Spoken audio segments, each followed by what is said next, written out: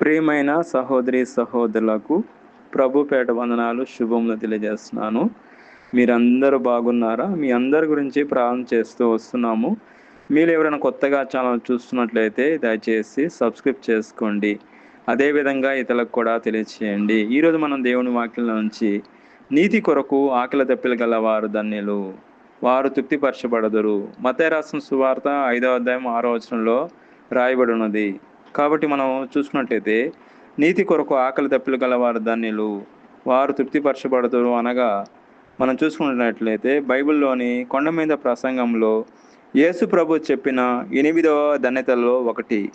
దీనికి అర్థము దేవుడి దృష్టిలో సరైనదిగా జీవించడానికి, పాపమును జయించడానికి మరియు ఆధ్యాత్మిక పరిశుద్ధతను పొందడానికి ప్రాణాపాయ స్థితిలో ఆకలి దప్పికలు ఉన్నట్లుగా తీవ్రమైన వాంఛ కలిగి ఉండడమే దీని అర్థము. కాబట్టి నీతి కొరకు ఆకలి దప్పిలుగా జీవించిన వారు మనం జీవించిన ఉదాహరణ మనం చూసినట్లయితే శ్రమలో కూడా నీతిగా జీవించడము, యథార్థంగా జీవించడము, నీతి నిమిత్తం ప్రాణంతో కూడా పాపంతో కూడిన వాటిని ముట్టకుండా ఆకలి కొరకు నీతి కొరకు ప్రాణమైన అర్పించడము. అదేవిధంగా మనం చూసుకున్నట్లయితే అన్యాయంగా సంపాదించడం కంటే నీతిగా సంపాదించడం ఎంతో ఉత్తమం. అదేవిధంగా నీతిగా ఇతరులకు డబ్బులు ఇస్తే వాళ్ళు డబ్బులు తిరిగి చెల్లించడము, ఇవన్నీ కూడా ఉదాహరణలు మనం చూసుకుంటాము. అదేవిధంగా మనం చూసుకున్నట్లయితే నీతిగా జీవించిన వారి గురించి మనం చూసుకున్నట్లయితే అపోస్తలుడైన పౌలు ఆయన ఎంతో నీతిగా జీవించినట్లు మనం చూస్తున్నాము.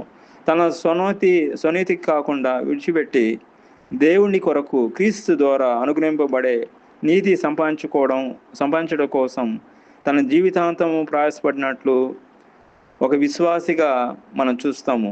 ఫిలిప్పీయులకు రాసిన పత్రిక 3వ అధ్యాయం 9వ వచనంలో రాయబడినది.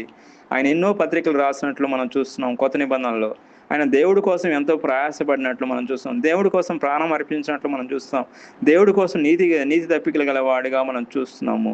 అదేవిధంగా దావీదు మహారాజు మనం చూసుకున్నట్లయితే ఆయన ఎంతో బిజీ లైఫ్ ఉన్నప్పటికీ దేవుడికి ముందు స్థానం ఇచ్చినట్లు మనం చూస్తున్నాం. దేవుడి కోసం ఎంతో పడినట్లు మనం చూస్తున్నాము. దేవుడి సన్నిధి కొరకు ఎంతో ఆయన తీవ్రమైన ఆశ కలిగినట్లు మనం చూస్తున్నాము. ఒక జింక నీటి కోసం ఆశపడినట్లు మనం చూస్తున్నాం. కీర్తన గ్రంథము 42వ కీర్తన 1వ వచనంలో మనం చూసినట్లయితే ఆయన ఎంతో జింకకు పోల్చాడండి. జింక నీటి కోసం ఎంత ఆతృతతో ఎదుగుతుందో అదేవిధంగా దావీదు మహారాజు కూడా దేవుని సన్నిధి కొరకు ఎంతో ఆతృతతో ఆయన ఎదుగుతున్నట్టు మనం చూస్తున్నాము. అదేవిధంగా బాప్టిజం ఇచ్చిన యోహాను గారి గురించి కూడా మనం చూసుకున్నట్లయితే ఆయన వస్త్రము ప్రత్యేకము, ఆయన ఆహారము ప్రత్యేకము, ఆయన నీతి కోసము ప్రజల మార్పు కోసము అరణ్యంలో ఆకలి దప్పిలతో జీవిస్తూ దేవుని మార్గాన్ని సిద్ధపరిచాడు. ఆయన ఎంతో నీతిగా జీవించినట్లు చూస్తున్నాం. దేవుడి మార్గాన్ని సిద్ధపరిచినట్లు మనం చూస్తున్నాము. దేవుని యొక్క మార్గాన్ని ఆయన సిద్ధపరిచి ఆయన సరళం చేసినట్లు మనం చూస్తున్నాము. కాబట్టి మనం చూసినట్లయితే దేవుని యొక్క మార్గాన్ని ఆయన సరళం చేసినట్లు మనం స్పష్టంగా చూస్తున్నాము. కాబట్టి దేవుడి కొరకు నీతి కొరకు ఆశపడి ఉండాలండి. ఆ విధంగా మనం జీవించడానికి దేవుడి కృప అనుగ్రహించిన గాక. ఆమేన్. ప్రార్థన. ప్రియమైన మా పరలోక తండ్రి యేసుక్రీస్తు ప్రభు పరిశుద్ధనామమును బట్టి మీ సన్నిధికి వస్తున్నాం తండ్రి. నాయన ఎవరైతే మీ యందు ఆశ కలిగి ఉన్నారో, నీతి కొరకు దప్పికలిగి ఉన్నారో వారిని దీవించండి.